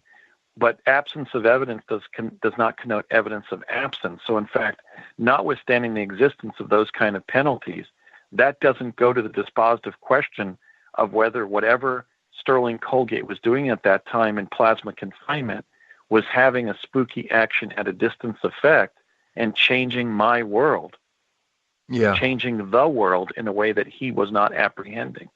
Now, I'm sure that his secrecy involved his later work at the Los Alamos National Labs. I think Sterling was either the discoverer or did major work on quasars. He later was appointed at Landell, so that brings in probably work on nuclear weapon systems and that sort of things, and that sort of thing, in which his secrecy would have been secured. But the dispositive question of whether his work in plasma confinement in New Mexico during those years created essentially what might have even been an alternate, a branch reality where, if you will, where the Sterling Colgate I knew was the time travel scientist who sent me to Gettysburg. You see? We don't know. I mean, the Bible forbids sorcery. Well, what's sorcery? Sorcery is just putting a bunch of chemicals in a pot and drinking it, right? You don't know when you drink an hallucinogen really what the nature of your trip's going to be. I'm not saying that I didn't time travel under the auspices of Sterling Colgate. The problem is I did, and I remembered it. I remembered everything about that jump to Gettysburg. In fact, I went back to Gettysburg in 2013, 150 years after I first walked into Gettysburg as a hapless 10-year-old time traveler. And as we'll see in the next segment here, with what time we have left, I was able to verify multiple aspects of my trip to Gettysburg. So I'm not saying you got to tell us about it. We got to hear about Gettysburg in the time we right. Okay. So my point is that I sought out the researchers and I proved that the technical references I had made were real. I found the patent citing my father's patent with the 8-sided bismuth crystal. I found the reference linking New Mexico Tech, Sterling Colgate, and plasma confinement in 1972. Okay, so I think I made my point that basically because of this culture of denial, we're not investigating reality deeply enough to know whether there have been literally branch realities created by these experiments in quantum physics. Okay, now, what did I find out about Gettysburg? Well, I went to Gettysburg in 2013. As you may recall, I originally walked into Gettysburg from the farmland north of Gettysburg. I now found that Gettysburg College is now located on that farmland. But I walked down Washington Street and into town, and a lot of the original buildings on those three major avenues that go east-west in Gettysburg are still there, as are Baltimore Street and Washington Street, just as they were in 1863. So what was I able to prove about Gettysburg that only a time traveler could have proved? Well, for one thing, I stated that when John Lawrence Burns, took me into a millinery shop and outfitted me with a warm jacket, which was a Union parka, a Union winter jacket, and civilian street shoes that were very large, way too large for a 10-year-old boy, that those shops were on the north side of Upper Emmitsburg Pike, also known as Ehrenberg Road. Well, I walked Ehrenberg Road, spoke with all the shopkeepers, and they said, yes, this establishment was here the day Lincoln was here. I walked across the street and found that the Irish Tavern across the street bore a plaque stating that it had been built in 1829. I found that the Dobbins house at the corner of Washington and Ehrenberg was constructed in 1776. So I found that that street had establishments on it that Mr. Burns could have taken me into to outfit me with the shoes and the hat and the jacket that was his purpose for bringing me into the millinery shop. I also found that the reason the Gettysburg historians were discounting my account is because they were relying on a map published in the 1872 Adams County, Pennsylvania Atlas. So this was a situation where book-learned historians who were relying on a map that was made 9 years after I walked into Gettysburg as a time traveler from 1972, basically on November 19th of 1863, that they couldn't put that establishment there because they were relying on a faulty map published 9 years later in a county almanac.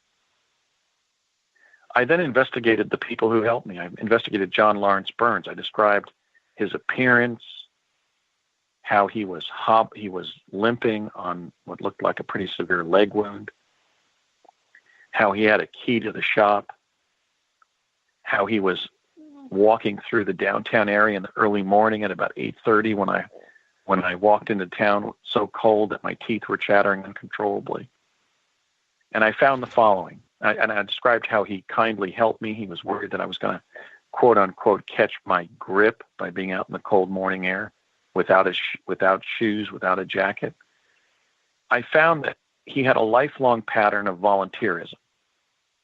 He had volunteered himself into the War of 1812 as an adolescent and into the Battle of Gettysburg as a 69-year-old and been wounded in the hip after joining the Irish Brigade and being surrendered to the sidelines of the battlefield by a Confederate regiment flying a flag of surrender to protect him because they thought he was a hapless, elderly civilian who had gotten caught in the crossfire. Wow. Which I think shows some of the honor of the Confederate troops, or the troops of that day.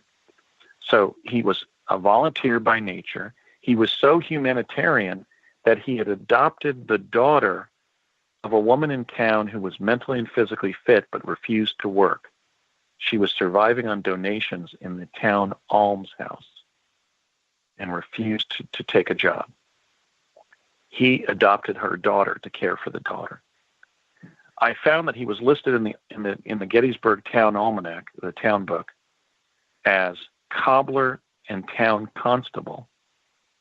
And I found that it was his habit to tour the downtown area in the early morning because he was town policeman. He was constable.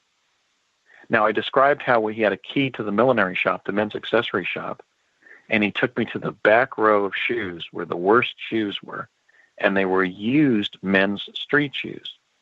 Well, John Burns is listed in the Gettysburg records as the town cobbler. A cobbler isn't a shoemaker. He's a shoe repairer. In fact, the owner of that shop, a man named David Kendallhart, was identified in the town records as attorney, town council president, and town shoemaker. He was his employer. He was the man who made new shoes, the spanking new shiny black shoes I saw in the front of the shop when John Burns gave me that ancient pair of size 14 men's street shoes that I can be seen in the Josephine Cobb image of Lincoln at Gettysburg. I had described not just John Burns having access to that shop, and of course as cobbler, he was working out of that shop. He was taking old shoes and repairing them and then providing them back to the customers and being paid for his repair work. Okay. I also had described how I was having a moment of time dilation and acceleration, so I couldn't hear any of the conversation when a woman came into the shop, apparently the proprietress to the shop, and had an argument with him because I could see her consternation. But their voices were either too fast or too slow to make out because I was having this strange time dilation and acceleration effect, I guess from the plasma confinement. Well, I researched David Kendallhart and his wife, Eliza Ann Bowen, and I found something that was deeply touching. I found that they were the directors of the Gettysburg, Pennsylvania station for the Underground Railroad. So the conversation that must have been taking place between Mrs. Kendall-Hart, Eliza Ann Bowen, David Kendall-Hart also being known as David Bowen, he had two surnames for some reason, and John Burns, when John Burns had already equipped me with the jacket and shoes, I had originally thought she was saying things like, you know, John, we're selling those jackets and shoes. You can't just give them away to any wayfaring orphan who wanders through town.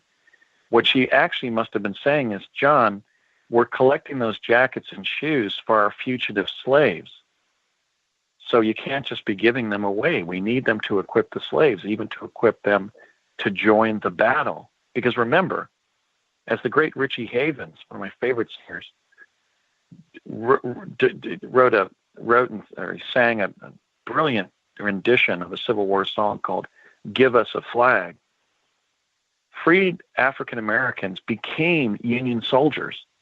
They were known as the Colored Volunteers. In fact, some of them served under Gould, and there's a bas-relief of that regiment on the mall in Washington, D.C. So in collecting and cleaning up those Union jackets and stacking them in a pile on the floor in the storehouse behind their shop floor, David Kendall-Hart and Eliza Ann Bowen were creating military equipment so that fugitive slaves could become Union soldiers. Right in the shop, beautiful, in the very town where the Gettysburg battle, and right up the street from where the Gettysburg Address was delivered. Okay, so I identified that about, and was deeply moved by the fact that that's probably what Mrs. Yeah, they were heroes who. So she was probably saying, John, you know, let's hold on to these jackets. We need them for the slaves that are stopping here, if not to get them further north to freedom, to get them into the battle under Commander Gould and other officers who were creating regiments of black soldiers. Very moving thing for me to discover there in historical Gettysburg. I then walked down to where I had followed Mr. Burns back down to Washington Street and then across Evergreen Cemetery, and I'm able to identify exactly where Lincoln gave the Gettysburg Address, which is actually disputed by the historians of the Gettysburg Battle and the Gettysburg Address. Basically the leading historians of Gettysburg. Lincoln gave the Gettysburg Address from the northern side of a dais that was placed on the northern perimeter of the Evergreen Cemetery, which was the existing civilian cemetery. The grounds that you see in the famous picture of me at the so-called Josephine Cobb image of Lincoln at Gettysburg that revealed me as a child time traveler from the future, those are the grounds of the new federal cemetery that was the land north of Evergreen Cemetery. And the dais where Lincoln was standing, in the back of that picture, with the arch to the cemetery is over on the east. It's over on the left side of that picture as you look south. So the picture is looking south at the dais across the hallowed grounds which Lincoln was consecrating, which would become the final resting place of the mortal remains of all but 6 of the soldiers who'd been interred in the civilian cemetery immediately after the battle. Lincoln gave his Gettysburg Address on November 19th of 1863, four and a half months after the Battle of Gettysburg, which was July 1st, 2nd, and 3rd. Mm-hmm. And so I can place that dais. I could take an historian there today and show him exactly where it was. It was the northern perimeter of the Evergreen Cemetery. Mm-hmm. So those were just some of the things I was able to tie up by doing my investigation right there in historical Gettysburg. I was able to create the context in which Mr. Burns helped me as town constable and town cobbler. I was able to explain and provide further detail about the kind of the confrontation he had with Mrs. Kendall-Hart about giving away the jacket and hat and shoes to me. I was able to prove that building was there and it was a men's shop. So that the very building I said that he provided the key to, we were able to verify his leg injury because he was shot in the hip during the Battle of Gettysburg. That's why I said he hobbled up onto the wooden sidewalk limping. Mm-hmm. Mm-hmm. and really contextualize the whole trip to Gettysburg. And again, I'm not Ray Bradbury. I'm not some genius of historical fiction. I could not have put those details together, and some of them were only answerable by going into the records at Gettysburg. I spent a whole day there reconnoitering just the documents in the libraries there. And then I walked the street. I walked my path in 1863. I basically parked my car in Gettysburg College and walked down Washington Street to through historical Gettysburg and then on to the cemetery. Yeah, I think you've nailed down what we could cover. Right? What we didn't cover is that anomaly of the photograph, and the other thing, I can't stop without knowing who shot Lincoln. Well, I never saw who shot Lincoln when they were sending me in 1971 to 1865.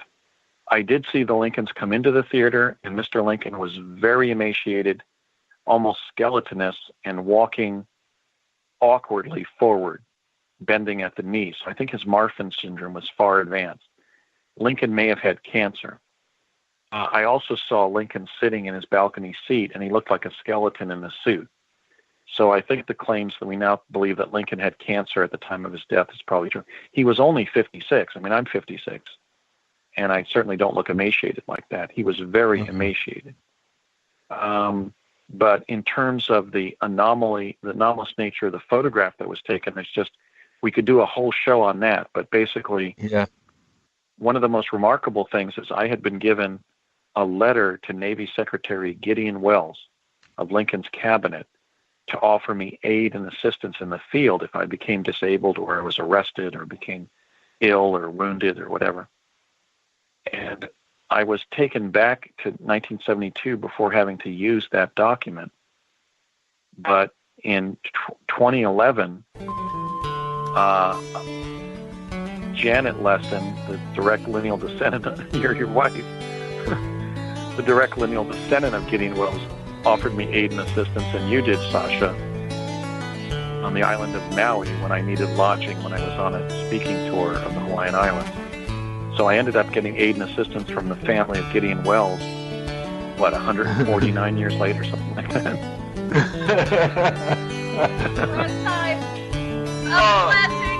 Thank you so much.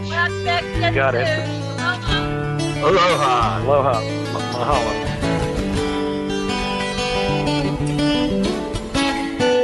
Listen to Revolution Radio at freedomslips.com, and we'll be right back after this message.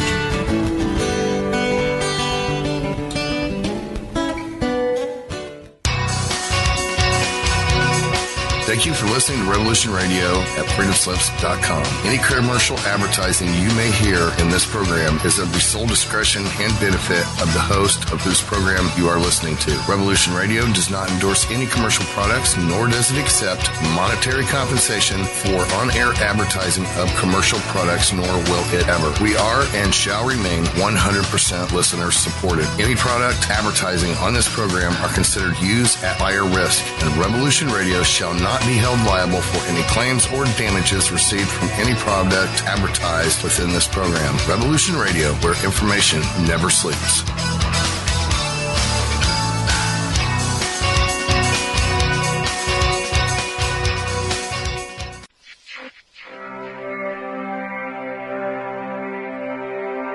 Most guys freeze. That's your cerebral cortex looking for an answer it doesn't have. See? Even your brain knows you're screwed. The body's filling with adrenaline right now, whether you know it or not. Your heart's beating fast. It's getting a little harder to breathe. The neurobiological system is telling it to run, but your knees are too weak to move. Fear is not real.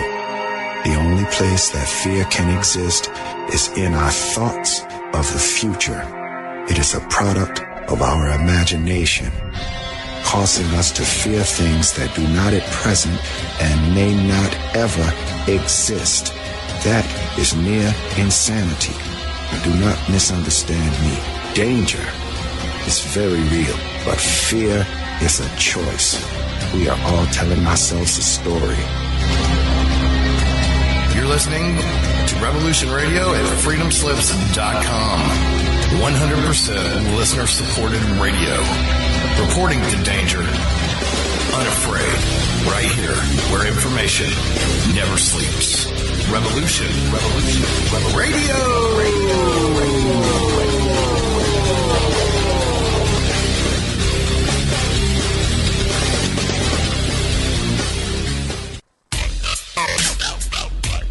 Take a look around, kid. What do you see? Homes being foreclosed. People working 2-3 jobs just to put food on the table and still drowning in debt. Don't get me wrong. This country was founded on great ideals and principles. They've all been ruined by the banks. Open your eyes to banks that are robbing you. You know who my favorite president was? Who? Thomas Jefferson. Because he saw all of this coming and tried to stop it. He fought the banks. JFK too, and they killed him for it. The banking institution is more dangerous than an army, he said. Have you heard? Metro by T-Mobile now includes Amazon Prime. Yes, enjoy the best of shopping and entertainment, movies, TV shows, music, free shipping, and much more. All included for just $40 per line for 3 lines. All on the T-Mobile network. Discover the smarter way. Metro by T-Mobile. That's genius. One offer per account. Offer subject to change. $12.99 per month value. Offer valid for new Amazon Prime members. Metro customers may notice reduced speeds versus some T-Mobile customers. Video at 480p. Capable device required. See store for details and terms and conditions.